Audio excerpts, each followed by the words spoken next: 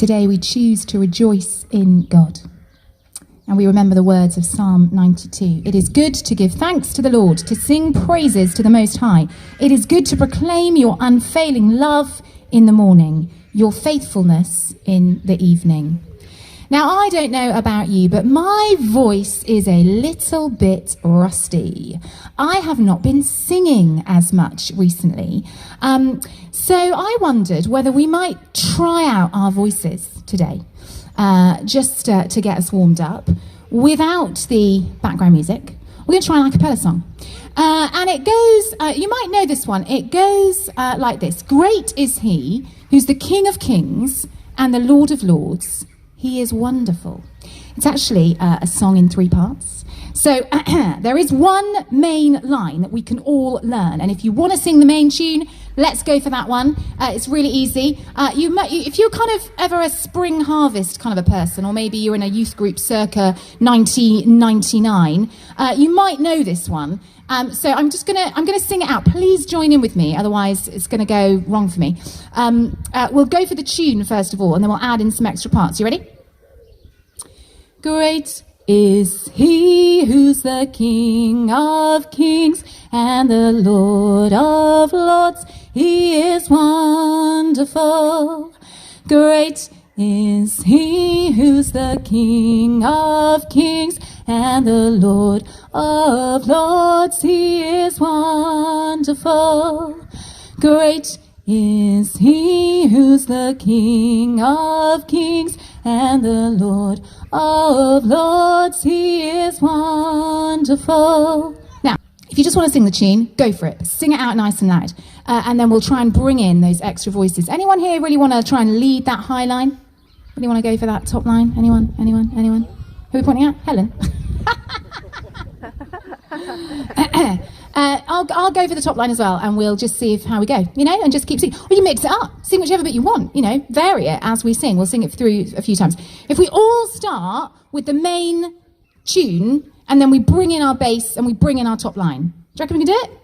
Yeah, let's sing out to St. Ives. Great is he who's the King of Kings and the Lord of Lords. He is wonderful. Bass. Great is he who's the King of Kings and the Lord of Lords. He is wonderful. We're going to get on our feet and we're going to sing a song about the world shaking, because when the world shakes, it's okay. We don't need to shake. We've got a rock on which we stand. So let's get up on our feet. We're going to do some actions to this one. Some of you know it already. If you don't, join in, make it up, do a dance, whatever you like, as the world shakes.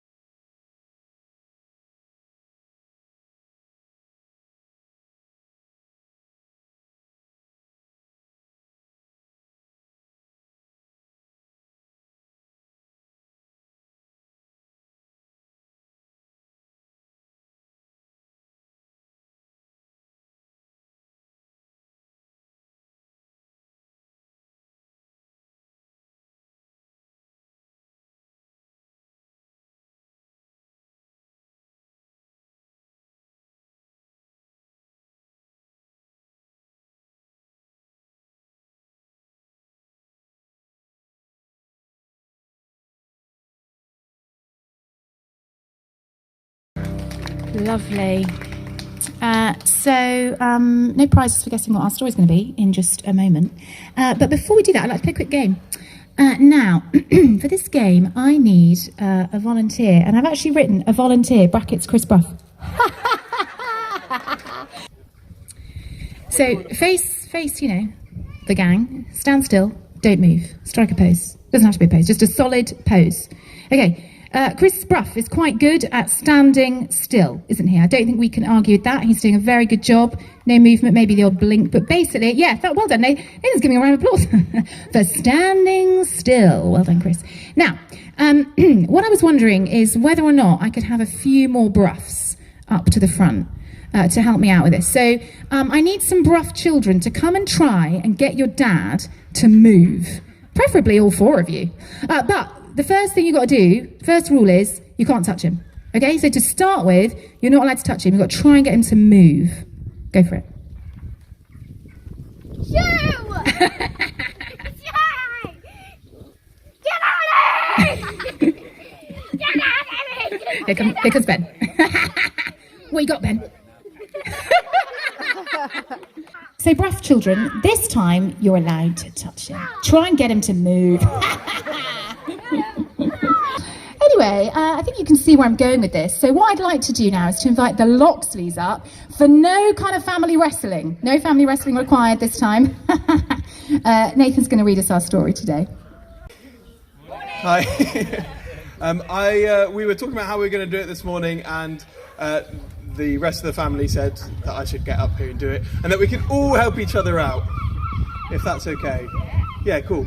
So I need your help. If I say the word build, building, builder, anything like that, I'd like you to go bish bash bosh, because that's what builders do, isn't it? Does anyone know what a builder does? Like with a hammer, like bish bash bosh. Can you do it, please? Bish bash bosh. Thank you, because now I feel less stupid because you're joining in. Thank you. So if I say anything, builder, bish bash bosh, building, builder, blah blah, bish bash bosh. Okay, perfect. The other thing I'm going to ask you to do is to turn yourself into a house. So you might want to be thinking about what you want to do. Maybe it's one of these or one of these with a side extension. I don't know. However you want to do it. Okay, so if you hear the words of mine and put them into action, you're like the builder. You put the building on a rock. The rains came down, the floods came up, the winds were all around, and the house on the rock was firm. Look strong, look firm. Good job. Then Jesus said, if you hear these words of mine and you don't put them into action, you are like the builder who built their house, who built their house on the sand. When the rains came down and the streams grew, raised, and the wind was all around, and the house, the building, there you go, fell down to the floor. Well done, sit down. I've got some visual aids at the front here to help us to just think back over what Jesus has been teaching us throughout the last few weeks from the Sermon on the Mount. So some things up here that might just jog our memories. Don't worry if you haven't been here for all of them. We will help you out with them, or maybe you can guess what they are. So first of all, I have got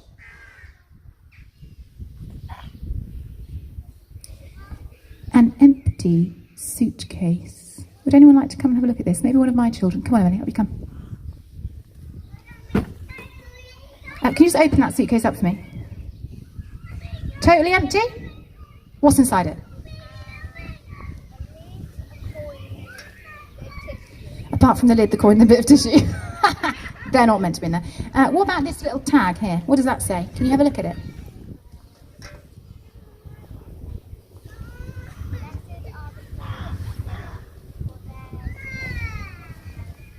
Blessed are the poor in spirit, for theirs is the kingdom of heaven. Why have I brought an empty suitcase? Any ideas, Ems?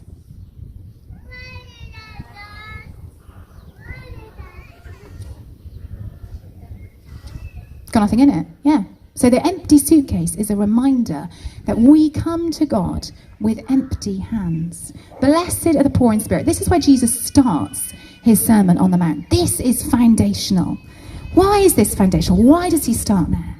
Because unless we get ourselves and God in the right perspective, everything else that follows is a bit like a list of unattainable rules. Nice, ethical rules, but really hard to do.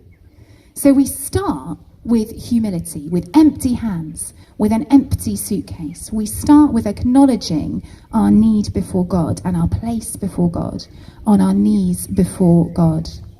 So we receive from him first, we receive his grace, and then we live out our life of calling in obedience. We receive first and then we obey. Okay, I've got something else. Who would like to come and see the next visual? Go on then, George. Yes. Bit easier. Hold it up. George, what's this? Some salt. Some salt. Any ideas why we've got salt? There's a tag. It says, "You are the salt of the earth. You are the light of the world." You are the salt of the earth and the light of the world. Do you remember this one? We are called to live distinctive lives like salt, so that other people might know what Jesus is like. Brilliant. Thank you very much. What does it say? Love your enemies and pray for those who persecute you.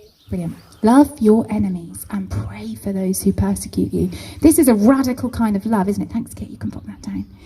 This is a radical kind of love because that is the radical kind of love that God has for us. So we remember to love our enemies. What about this box?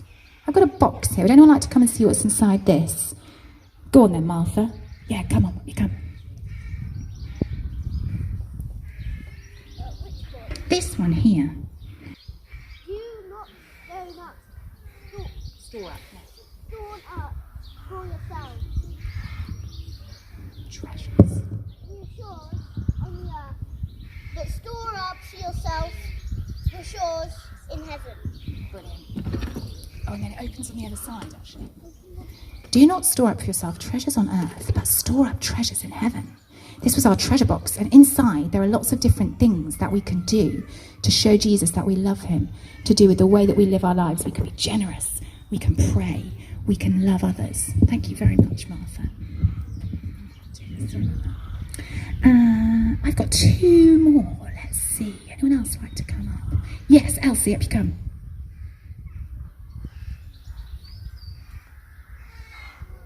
Look at Elsie, my little birdie. Can you remember what that one was about, Elsie? Have a look on the tag.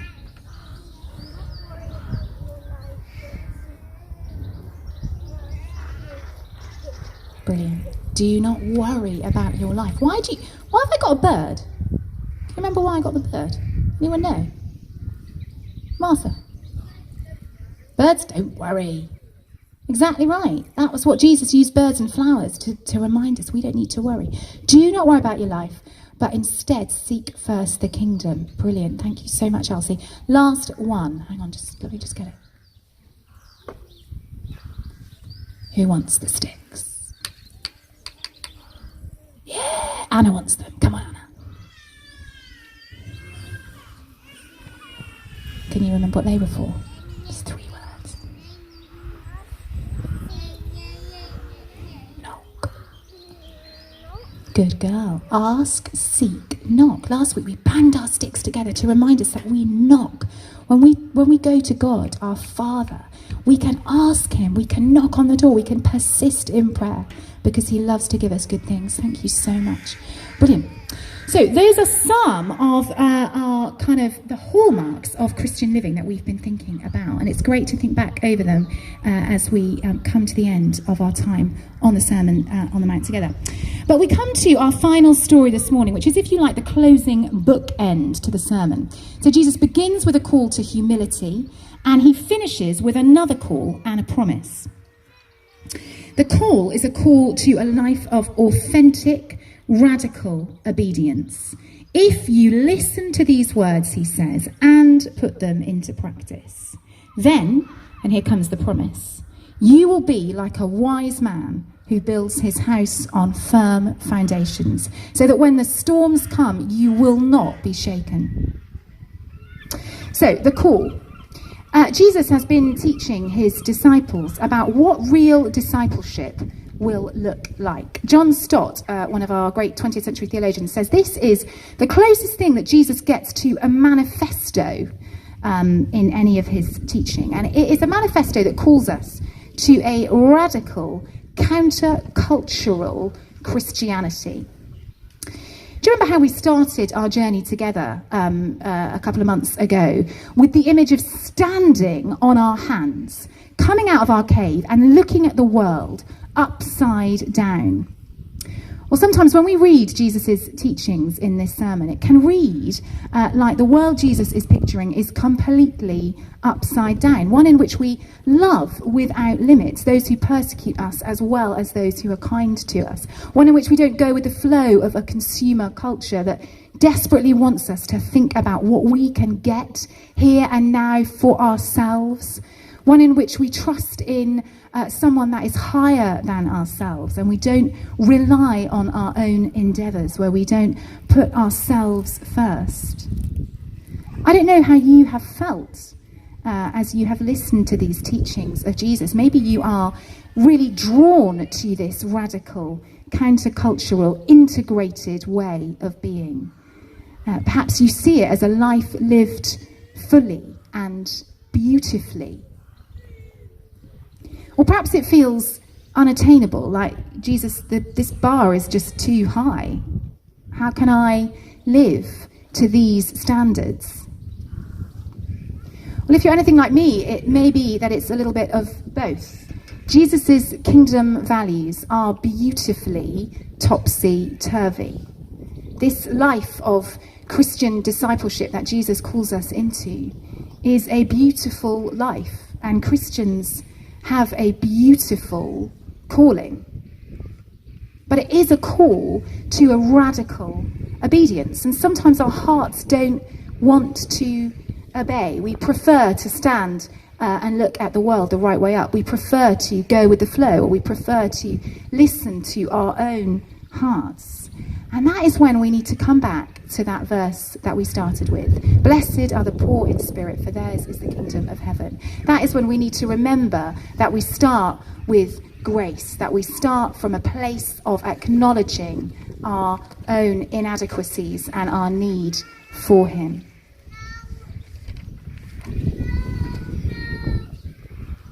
It is good to know that we can't do it on our own. It's good to recognise our spiritual poverty, and as we read these teachings, to think these feel unattainable. That is okay. That is a good place to be, because we start with grace and then we obey.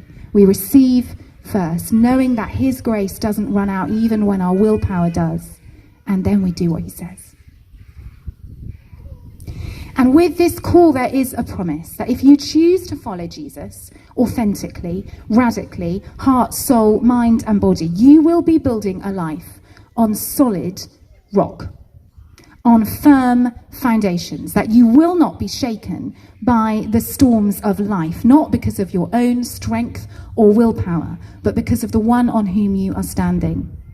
When I Googled how many times is God called the rock in the Bible, the collective wisdom of Google did not have a definitive answer for me, but it was somewhere in the region of 127. God is our rock. It is God on whom we stand, and that is why we need not be shaken when the storms of life crowd in. If you are following Christ, you are not building a life and hoping for the best. You are standing on the rock of salvation. So you do not need to fret or fear or frantically labour to build your walls higher, hoping that way you might be a little bit more secure. Your security is in the one on whom you trust, the one on whom you stand. And when you're tempted to build your walls a little bit higher or a little bit thicker or a little bit bigger, can I suggest or invite you instead to dig a little bit deeper into your foundations? Dig deeper into God. Dig into God's loving teaching to you in his word. Dig into prayer with him, into loving communion with your Father. For he is calling you into a life that is beautifully, radically topsy-turvy. A life that is no longer divided, but integrated and authentic.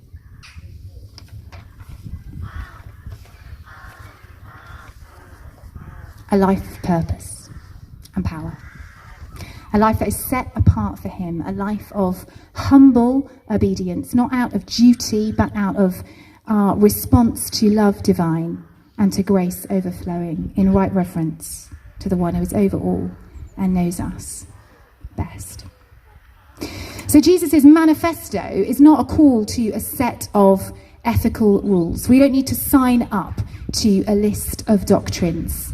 It is instead an invitation to a life lived fully trusting, fully alive with him, and a promise that he will keep you safe through all the storms of life and death. If you have visited my downstairs loo recently, which you won't have done because you can't, but even in the last year or so, you'll know that I've got a blackboard wall in there, and I like to put little sort of inspirational quotes on the wall for people to think about. And one of my favourites is a line from a poem by Mary Oliver. She says this: "Tell me, what is it that you plan to do with your one wild and precious life? Tell me, what is it that you plan to do with your one wild and precious life?" A couple of months ago, I was going to take a photograph of it and send it to a friend of mine, and I went in and I noticed that somebody had been in and added a little bit to my blackboard wall, and they'd written 2 words: "Trust Jesus." It wasn't me, I didn't write that, someone else did. I think it was Emily. Trust Jesus. What a brilliant answer. And I love that answer because it's not a doing thing, is it? It's not a to-do list. It's not a bucket list. It's not these are the things that I want to do before I die. It is a standing and a waiting and a rooting. And out of that rooting will come a life that is more wild and precious and beautiful and radical than you could possibly imagine for yourself. Trust Jesus, the rock on whom we stand.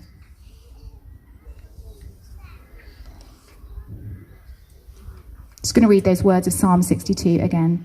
"For God alone my soul waits in silence. From him comes my salvation. He alone is my rock and my salvation, my fortress. I shall not be greatly shaken."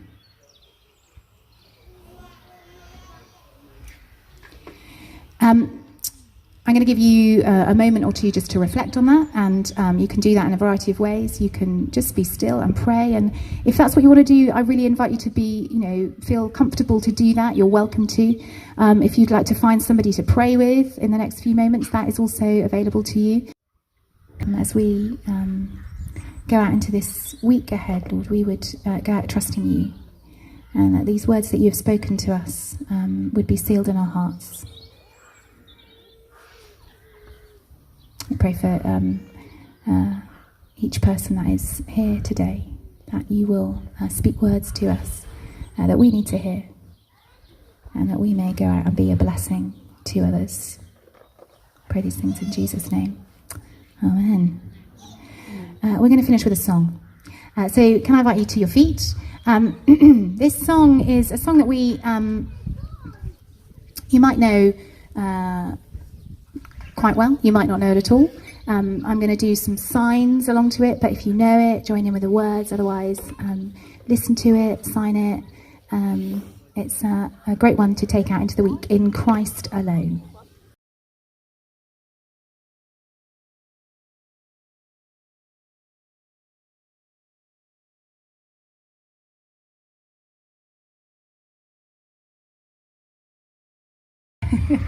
Amen. It's been great to see you. Join us again next week, and may God go with you in all that you do this week. God bless you.